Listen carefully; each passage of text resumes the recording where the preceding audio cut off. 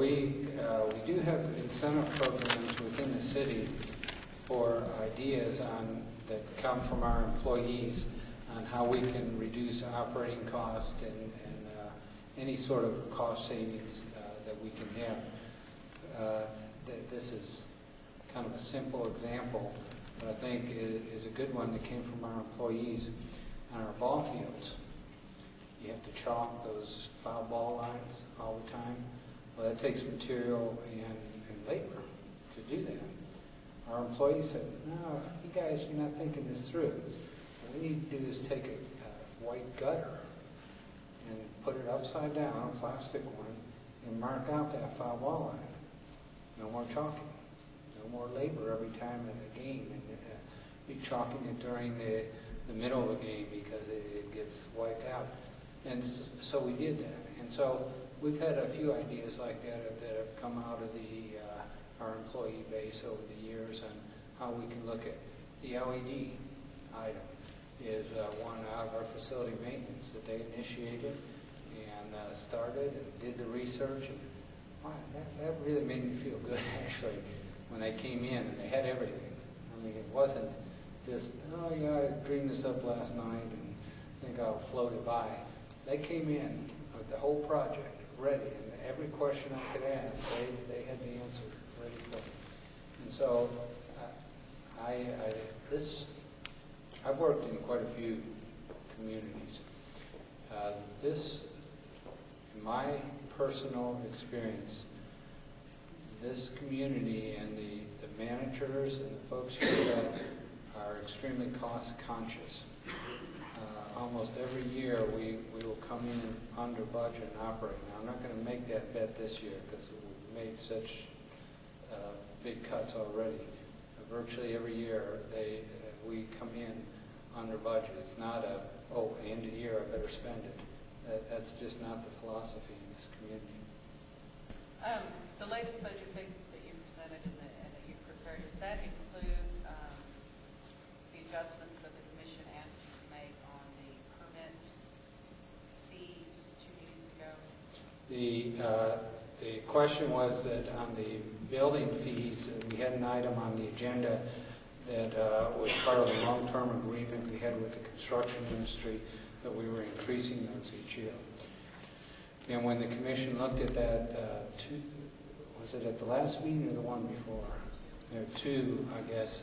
The commission felt at that time that they did not feel it was appropriate to increase those the next stage. And so we did not increase those.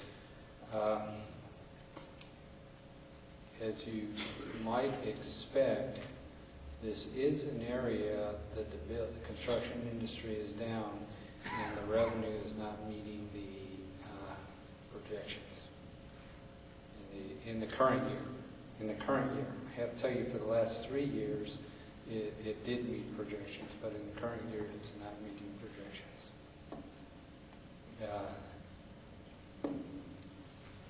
So these numbers that were in the black, that does take into account the permit fees back? It does because, well, it kind of does. It's not meeting projections, but in our court area, we're actually running a little ahead at this particular point halfway through the year. And so within the overall general fund revenues, we're almost dead on target. But in the particular area you asked me about, we're running behind. There are some other areas we're running slightly ahead. Pat, can you speak to the no receipts tax on the March ballot for improvement to our city streets and roadways, please? The question was that, and I mentioned this a little earlier, there's a question on the March 4th ballot that asks the citizens if we can have permission to put in place a new 0.25% gross receipts tax. This would, the commission has structured this so that it would be used strictly for improvements to the roads within the city of Alamogordo. And if the citizens choose to grant that authority, what would happen then is that would become effective on July 1 of '08. Yes, July 1 of '08. The city would then start receiving some actual receipts. Remember I mentioned that the state collects the gross receipts and then they pass them back. And the merchants also have a period of time after they collect them before they remit them to the state.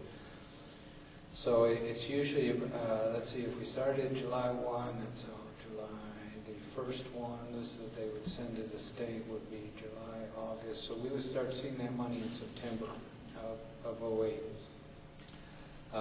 We can make projections because we have other gross receipts tax that are in that denomination at 0.25%. So if the voters choose to do that, then we have a suggested and approved program of streets that we would use that for.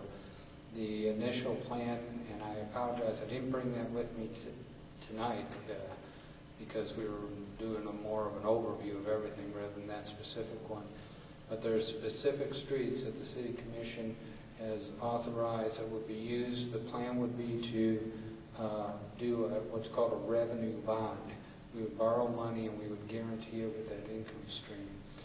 And that's so that we could get going on those roads faster and give us a little jump start on improving our roads in the city. Did that answer your question, Mike? So the key is for people to get out and vote or something? The key, yeah, whatever way you feel. I mean, you need to get out and vote and express your opinion on that particular item. And I strongly encourage you to do it. I know we only have commission elections in 4 of the 7 districts, but it's on the ballot in all 7 districts. So I would encourage you, whichever way you feel, to get out and express your opinion.